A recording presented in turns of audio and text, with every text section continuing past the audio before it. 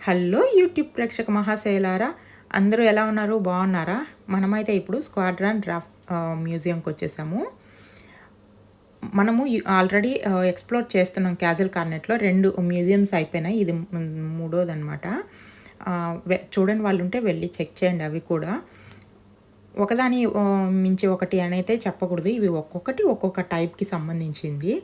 మనమైతే ఫస్ట్ ఈ మ్యూజియం కూడా చెక్ చేసేద్దాము. ఇక్కడ కూడా మనలాగా అందరూ చూడండి ప్రేక్షకులు వీక్షిస్తున్నారనమాట. ఎట్లా వర్క్ అవుతుందని చెప్పేసి. ఇదొచ్చేసి వీళ్ళు ఓన్‌గా ఇక్కడే ఈ గన్సీలో ఈ స్క్వాడ్రాన్ అనేది తయారు చేశారనమాట. వీళ్ళైతే వీళ్ళ పనుల్లో నిమగ్నం అయిపోయి ఉన్నారు కదా! చూడండి ఎంత బాగా తయారు చేస్తున్నారో. ఈ స్టోరీ అనేది ఎట్లా క్రియేట్ అయింది అని చెప్పేసి మనకి యుద్ధాలనేటివి రకరకాలుగా జరిగాయి. నీటిలో జరిగాయి, నేల మీద జరిగాయి, ఆకాశంలో జరిగాయి. సో, రకరకాల యుద్ధాలకి సంబంధించిన మ్యూజియమ్స్ ఒక్కొక్కలాగా పెట్టారనమాట.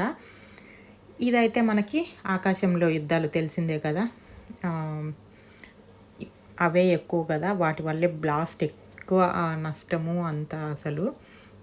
ఇవైతే ఇంకా వరల్డ్ వార్ 1, 2 ఇంకా కోల్డ్ వార్స్ ఇంకా ఉన్నాయి కదా! అవన్నీ అనమాట. వాటికి సంబంధించిన ఈ ఎయిర్ క్రాఫ్ట్స్. అవి ఫస్ట్ వర్షన్, తర్వాత డెవలప్‌మెంట్, తర్వాత వర్షన్స్ అన్నీ వచ్చాయి కదా! వాటికి సంబంధించిన మ్యూజియం అనమాట. కొంచెం అందరికీ బోరింగ్‌గానే ఉండొచ్చు మ్యూజియమ్స్ గురించి. ఎందుకంటే మనకి లైఫ్ స్టోరీస్, వీడియోస్ అవన్నీ అంటే వాళ్ళ ఇంట్లో ఏం జరుగుతుంది, వీళ్ళ ఇంట్లో ఏం జరుగుతుందని కొంచెం ఇంట్రెస్ట్ ఉంటది ఎవరికైనా కూడాను. మీకనే కాదండి, నాకు కూడా అట్లానే ఉంటది. మ్యూజియమ్స్ అంటే కొంచెం బోరింగ్ అనిపిస్తది. కానీ ఈ మ్యూజియమ్స్ వెనక చాలా అంటే చాలా కష్టం ఉంటది. నేను నిన్ననే ఒక సినిమా చూశాననమాట.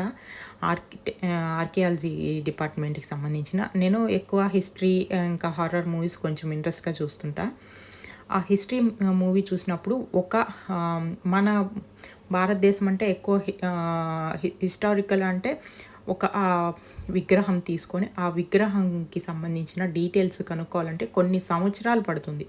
అది ఒక్క మెంబర్ కాదు, ఒక గ్రూప్ ఆఫ్ పీపుల్ దాని మీద రీసెర్చ్ చేసి ఎన్నో విధాలుగా దాని హిస్టరీ అంతా తెలుసుకుంటారు. తెలుసుకున్న తర్వాత కూడా దాని మీద అది అట్లా కాదు, ఇట్లా అని చెప్పి ఎన్నో వివాదాలు నడుస్తుంటాయి. అలాంటిది అప్పట్లో ఎలా జరిగాయి, ఎలా స్టార్ట్ అయినాయి, ఈ మొత్తము డేటా తీసుకొచ్చి వీళ్ళు ఇక్కడ పెట్టాలంటే ఎన్ని ఇయర్స్ కష్టము ఉంటుందో కదా! వీటిల్ని కనుక్కున్న వాళ్ళు, ఈ డేటా సేకరించిన వాళ్ళు ఒకరు కాదు, ఒక గ్రూప్ ఆఫ్ పీపుల్ ఉంటారు.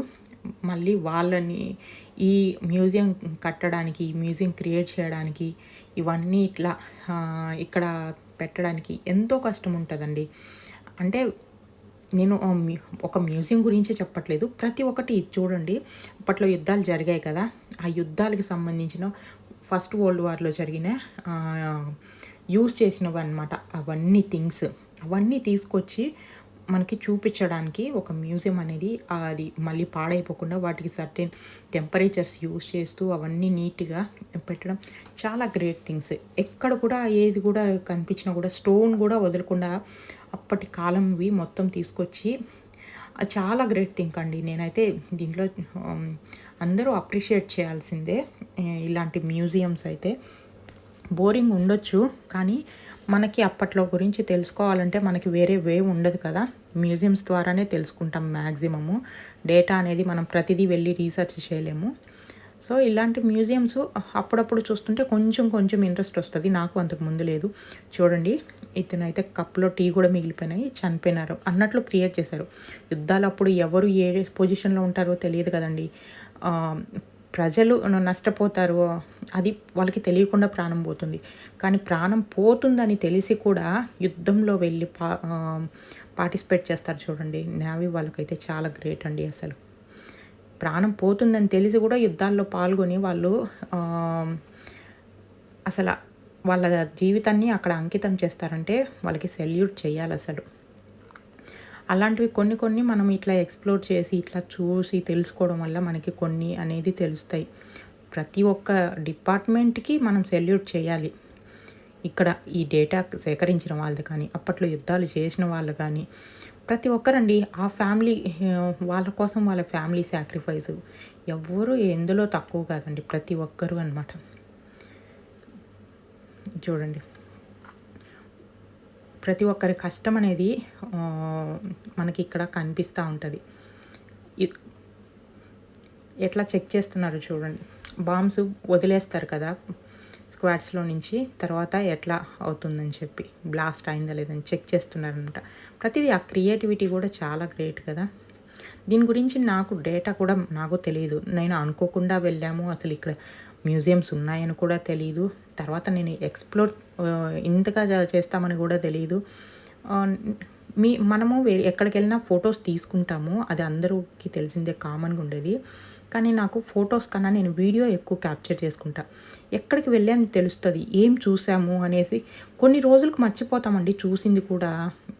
మేము రెగ్యులర్గా ప్రతి ఒక్కరు వెళ్తుంటారు ఎక్కడికి వెళ్ళినా కూడా. ప్రతిదీ మెమొరీ చేసుకోవాలని, మనం మెమొరీలో అన్నీ దాచుకోలేం కదా.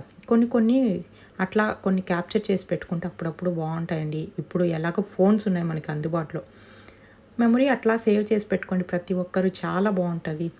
నేను ఇప్పుడు ఈ వీడియో చూస్తుంటే నాకు కూడా చాలా బాగా అనిపిస్తుంది. అక్కడ ఏం చూసానో కూడా నాకు ఇప్పుడు గుర్తులేదు. ఈ వీడియోలో చూస్తుంటే చాలా బాగా అనిపిస్తుంది. కొన్ని అప్పుడు తెలుసుకోలేకపోయిన ఇన్ఫర్మేషన్ ఇప్పుడు మళ్ళీ వీడియో చేస్తూ తెలుసుకుంటున్నా. ఓకే, మరొక వీడియోతో మళ్ళీ మీ ముందుకు వస్తా. Thank you.